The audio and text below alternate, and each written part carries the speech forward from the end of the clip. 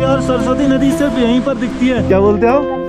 कनपट्टी भाई muffler type का है, मतलब एक बैंड है। तो हम लोग हैं अभी भारत की पहली चाय की दुकान पे। हमको डर लगता था कि केदारनाथ बहुत भीड़ है, फिर आपकी वीडियो देख के थोड़ा ये आए हम। तो यही वो जगह है जहाँ पर बैठकर गणेश जी ने महाभारत की रचना की थी। हेलो जी, नमस्कार, स्वागत है आप सभी का फिर से हमारे YouTube चैनल ट्रैवलर द कबीरा पर। तो हम लोग लगातार भ्रमण कर रहे हैं और आपको पूरे 4 धाम में घूम कर दिखा रहे हैं हर जगह की कैसी परिस्थिति है, कैसी यहाँ पर इंतज़ाम है और क्या क्या चीज़ें आपको अवेलेबल है, कैसे कैसे आपको आना है और कैसे कैसे आपको रजिस्ट्रेशन कराने हैं और कैसे आपको दर्शन होंगे। इन्हीं सभी प्रोसेस के चलते हुए हम लोग पहुँच गए थे कल बद्रीनाथ। और बद्रीनाथ में हम लोगों ने ये पहाड़ों के सामने इधर इस साइड माणा गाँव है, यहाँ पर अपना टेंट लगा लिया था। ये अपनी बाइक है। हम में से एक भाई जा चुका है घर की तरफ आज सुबह ही, और सामने देखो इतना सुंदर झरना भी बह रहा है। तो साथियों अभी हम लोग यहाँ से अपना टेंट वगैरह पैक करके निकल रहे हैं माणा गांव के लिए। आज आपको दिखाऊंगा माणा गांव किस तरीके का है। वहाँ पर बहुत कुछ खास चीज़ें हैं, जैसे कि एक है वहाँ पर सरस्वती नदी निकलती है और वहाँ पर विलुप्त हो जाती है। व्यास गुफा है, गणेश गुफा है। क्या है वहाँ की कहानी, क्या वहाँ पर कौन से ग्रंथ रचे गए थे, वो सब चीज़ें आपको आगे के ब्लॉग में जानने को मिलेंगी। तो बने रहिएगा आगे के ब्लॉग में पूरा। तो भाई लोगों सारा सामान साफ पैक एकदम, यहाँ देखो पूरा टेंट वेंट सब उठा लिया हमने। यहाँ से जितना भी कचरा था अपना इस डस्टबिन में हमने भर लिया है।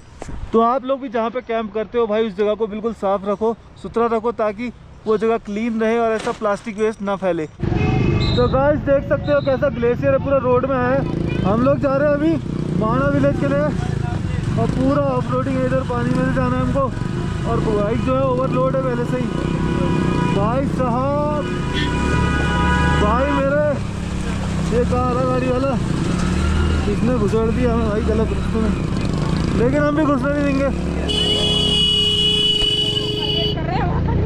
तो गाइस अपनी बाइक पूरी हमने पैक करके यहाँ बांध दी है और हम लोग पहुँच चुके हैं इंडिया पहले लास्ट हुआ करते था फर्स्ट विलेज माणा। तो स्वागत है आप सभी का इंडिया फर्स्ट विलेज माणा में, जो कि है इंडो तिब्बतन बॉर्डर के पास में। इसके बाद माणा पास क्रॉस करने के बाद तिब्बत आ जाता है, जो कि चाइना का एक पार्ट है। ये डोली कंडी वाली सुविधा हमने बद्रीनाथ केदारनाथ में तो देखी थी, लेकिन यहाँ पे भी लोग देखो भाई डोली में बैठ के जा रहे हैं। तो जो लोग सही से चल नहीं सकते ऊंचाई पे, वो लोग भी यहाँ के घूम सकते हैं आराम से डोली में।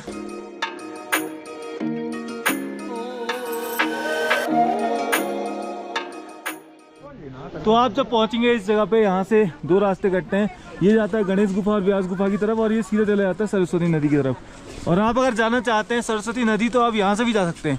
तो चलिए आगे चलते हैं, गणेश गुफा देखते हैं, व्यास गुफा देखते हैं, और इसके बाद यहीं से हम आगे रास्ता ले लेंगे सरस्वती नदी और भीमपुल का। तो हम लोग पहुँच चुके हैं गणेश गुफा में, जहाँ पर महाभारत और 18 पुराणों को लिखा गया था। यहीं पर है गणेश जी का मंदिर, अंदर चलते हैं आपको दिखाते हैं। तो यही वो जगह है जहाँ पर बैठकर गणेश जी ने महाभारत की रचना की थी। और एक गुफा के अंदर हम लोग हैं अभी, और यहीं लोग परिक्रमा करते हैं और बहुत से लोग यहाँ ऐसे सिक्के भी अटका देते हैं। और ऐसा मानना है कि यहाँ मनोकामनाएं पूर्ण होती है। तो गणेश गुफा से हम लोग निकल के आ चुके हैं। गणेश गुफा में आपने देखा कि कैसे व्यास जी के आग्रह करने पर गणेश जी ने लेखन किया था महाभारत का और 18 पुराणों का। अब आगे चलते हैं व्यास गुफा में, जहाँ पर व्यास जी ने तपस्या की थी और वहाँ की कहानी भी जानते हैं। तो भाई साहब आप लोग अगर रुकना चाहते हो यहाँ पर माणा विलेज में, तो यहाँ पर बहुत सारे होम स्टे और होटल भी हैं। तो अभी हम चल रहे हैं एक जगह रूम देखने, जिसका अंकल जी ने हमें बताया 1000 रुपये पर बेड है। भाई साहब 3 बेड यहाँ पर लगे हुए हैं, क्योंकि हम लोग 3 हैं तो 3 बेड वाला हम रूम देख रहे हैं। यहाँ पर कबर्ड वगैरह सब कुछ है, चार्जिंग के लिए पोर्ट है, लाइट की फैसिलिटी है, इन्वर्टर भी लगा है ना आपके यहाँ, 24 घंटे बिजली मिलेगी। और वॉशरूम देख लीजिए, नहाने धोने की सब चीज़ की सुविधा है। तो बहुत से लोग यहाँ पर आगे कंफ्यूज होते हैं कि व्यास गुफा जाएंगे तो फिर हम भीमपुल या सरस्वती नदी पे कैसे जाएंगे। तो उन सबको बता दूं कि आप जिस रास्ते से गणेश गुफा से आ रहे हैं उसी रास्ते पे चलते रहिए। यहाँ से आप भीमपुल भी चले जा सकते हैं और यहाँ से आप व्यास गुफा।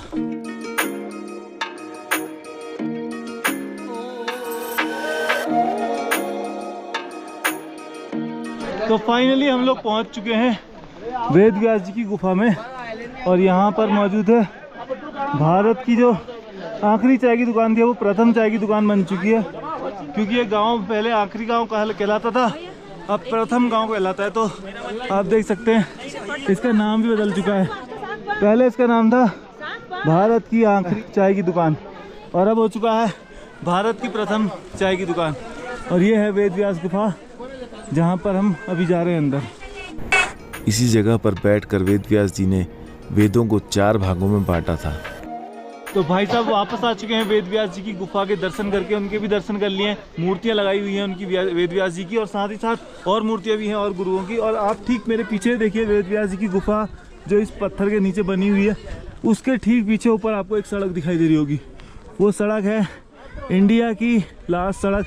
इसके बाद चाइना आ जाएगा माणा पास क्रॉस करते ही। तो वहाँ जाना वैसे नॉर्मल जो आम जनता है उसको अलाउड नहीं है, वहाँ पर सिर्फ आर्मी जाती है और वहाँ पर जाने के लिए आपको स्पेशल परमिशन लगती है। बहुत सारे न्यूज़ चैनल्स और न्यूज़ एंकर्स वहाँ पर जाते हैं, वो भी परमिशन से ही जाते हैं। विदाउट परमिशन यहाँ जाना अलाउड ही नहीं है।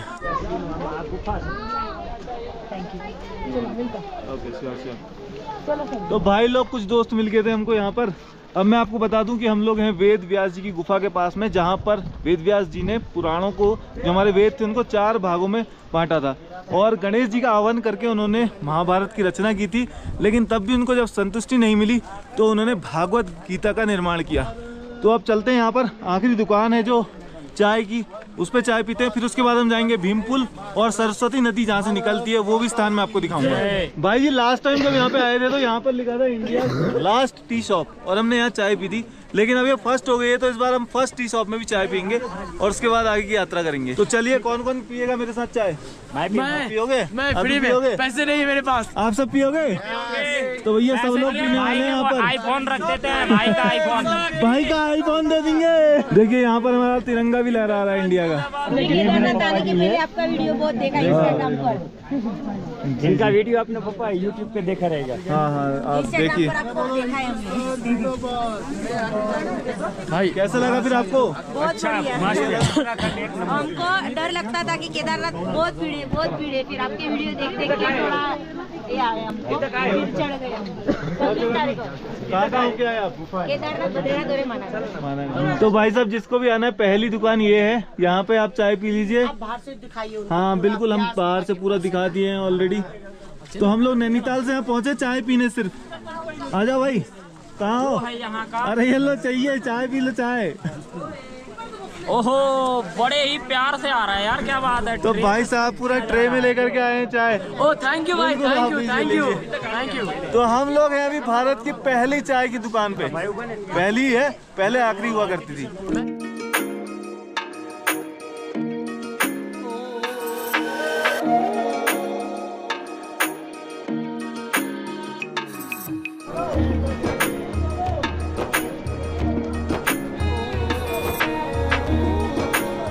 तो भाई साहब एक ना अमीर आदमी है, बिल गेट्स, आप जानते होंगे। वो ना नागपुर गए थे और डोली के चाय दुकान पे गए थे और वहाँ गए थे 1 कप चाय। भाई साहब बिल गेट्स को ना इस वाले जगह पे आना चाहिए, भारत की प्रथम चाय की दुकान, और यहाँ पे उनको कहनी चाहिए 1 कप चाय। तो उधर से हम लोग वेद व्यास जी की गुफा के दर्शन करके आ गए हैं। ठीक यहाँ पर पहुँचे हैं और यहाँ पर है भीमपुल। ठीक है, आप देख सकते हैं जो विशालकाय पत्थर यहाँ पर रखा हुआ है। यहाँ से नीचे से सरस्वती नदी बह रही है, देखिए ये जा रही है। और सरस्वती नदी सिर्फ यहीं पर दिखती है और कहीं भी सरस्वती नदी के साक्षात दर्शन आपको नहीं होंगे। यहाँ से सरस्वती आगे जा कर के अलकनंदा में मिल जा रही है। ठीक वहाँ पर संगम है, अलकनंदा इधर से आ रही है और सरस्वती यहाँ से जा रही है। तो इसके बाद सरस्वती आपको नहीं दिखाई देगी। तो ये जो पत्थर आपको दिख रहा है ना मेरे पीछे सामने इधर की तरफ, ये वाला जो पत्थर है, ये महाबली भीम ने स्वर्ग को जाते वक्त, जब वो लोग स्वर्ग को जा रहे थे, भीम और उनके पांडव भाई, तो उन्होंने इस पत्थर को सरस्वती नदी के ऊपर रास्ता बनाने के लिए रख दिया था। तभी से इस पुल का नाम भीमपुल रखा हुआ है। तो अभी मैं खड़ा हूँ ठीक भीमपुल के ऊपर और यहीं से मेरे पीछे आपको दिखाई दे रही है सरस्वती माँ, जो कि यहाँ से आगमन हो रहा है इनका, यहीं से निकल रही है। यहाँ से इनका तेज भी एक साफ साफ दिखाई दे रहा है और यहाँ से भीमपुल के नीचे से होती हुई आगे जा रही है और वहाँ पे विलुप्त हो जा रही है। तो ऐसा क्यों होता है मैं आपको बताता हूँ। क्योंकि सरस्वती माँ का जो वेग था वो बहुत तेज़ था और उसकी आवाज़ बहुत ज़्यादा थी। जब वेद व्यास जी रचना कर रहे थे ना पुराणों की और महाभारत की, तो उस समय पर उन्होंने आग्रह किया कि इसके वेग को शांत करो, लेकिन वेग शांत नहीं हुआ, जिस वजह से उनको श्राप दिया कि थोड़ा आगे जाकर ही तुम विलुप्त हो जाओगी। तो यहीं पर आगे जाकर के सरस्वती माता विलुप्त हो जाती है। भीमपुल के बाद हम आ चुके हैं सरस्वती मैया के मंदिर में, जो कि अभी यहाँ पर बनाया गया है। बहुत विशालकाय मंदिर बना दिया है पहले यहाँ पर इतना बड़ा मंदिर नहीं हुआ करता था। तो हम सब देख सकते हैं कि यहाँ से सरस्वती मैया आ रही हैं, ठीक, और ये जो है भीम पुल के नीचे से होती हुई जा रही हैं और उसके बाद थोड़ा आगे जा कर के विलुप्त हो जाती हैं। और ये है मंदिर सरस्वती मैया का और सामने वेद व्यास जी की मूर्ति लगी हुई है।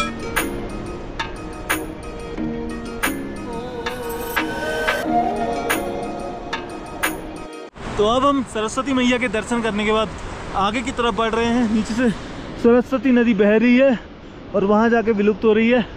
और ये जो रास्ता जा रहा है, यही रास्ता कहलाता है स्वर्गारोहिणी मार्ग। यहीं से पांडव स्वर्ग की यात्रा के लिए निकले थे। अब हम थोड़ा सा आगे चलते हैं इस पथ पर और यहाँ पर एक जलप्रपात है, वाटरफॉल है जिसको बोलते हैं वसुधरा वाटरफॉल, जो कि यहाँ से 4 किलोमीटर आगे है। और उसमें ऐसा माना जाता है कि जो भी लोग पापी होते हैं उनके ऊपर उसकी धारा में से एक बूंद भी नहीं पड़ती। तो अभी हम चलते हैं आगे। वैसे तो आज लेट हो गया है, आज हम वसुधारा पहुंच पाएंगे नहीं, ये आगे जानने को मिलेगा। और मौसम भी ख़राब है, बारिश हो रही है, तो थोड़ा सा पथ पे चलते हैं हम आगे। तो स्वर्गारोहिणी के रास्ते में थोड़ा सा आगे बढ़े ही थे हम लोग। ये रास्ता आगे की तरफ और जा रहा है और यहाँ पर है माँ त्रिपुर बाला सुंदरी जी का मंदिर। तो मैं और मेरा भाई हम दोनों आगे जाते हैं मंदिर की तरफ। तो हम लोग पहुंच चुके हैं बाला सुंदरी माता के मंदिर में। आप देख सकते हैं मंदिर है मेरे पीछे। यहाँ पर कोई भीड़ नहीं है, कुछ नहीं है। आप लोग अगर चाहते हैं थोड़ी सी शांति यहाँ पर लें और ध्यान करें तो आप लोग ध्यान करने के लिए बाला सुंदरी माता के मंदिर में आ सकते हैं। तो ऐसा मानते हैं कि बाला सुंदरी माता जो है वो खुश रखती हैं, सबको सुख प्रदान करती हैं। उनका आशीर्वाद जिसको मिल जाता है वो हमेशा सुखी रहता है। अब यहाँ से हम देख सकते हैं कि अलकनंदा इस तरफ से आ रही है बहती हुई और वो सामने ग्लेशियर भी मुझे दिखाई दे रहा है। तो यहाँ पर बर्फ़ काफ़ी ज़्यादा है, ठंड भी है। और यहाँ पर बीच में है संगम दोनों नदियों का। यहाँ से आ रही है सरस्वती और यहाँ से अलकनंदा। तो ये अलकनंदा बन के आगे की तरफ बह रही है।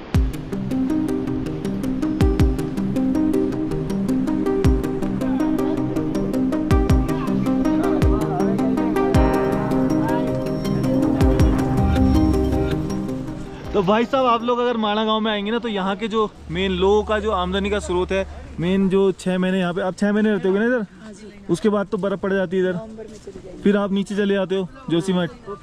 गोपेश्वर से हो आप? तो गोपेश्वर में गोपीनाथ मंदिर भी फेमस है। तो ये देखिए, ये सॉल वगैरह ये सब बनाते हैं यहाँ पे। और हमने आंटी जी से लिया है और आंटी जी ने हमें गिर गया क्या बोलते हो?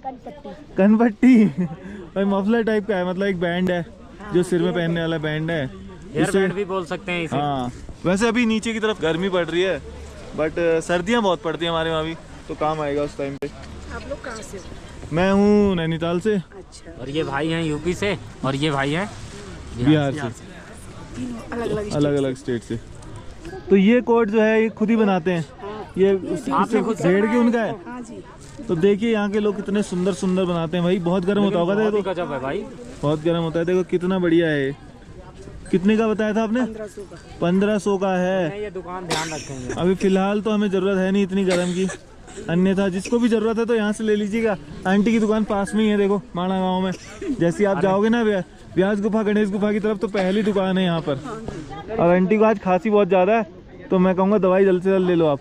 चलिए फिर चलते हैं, नमस्कार, बाय बाय।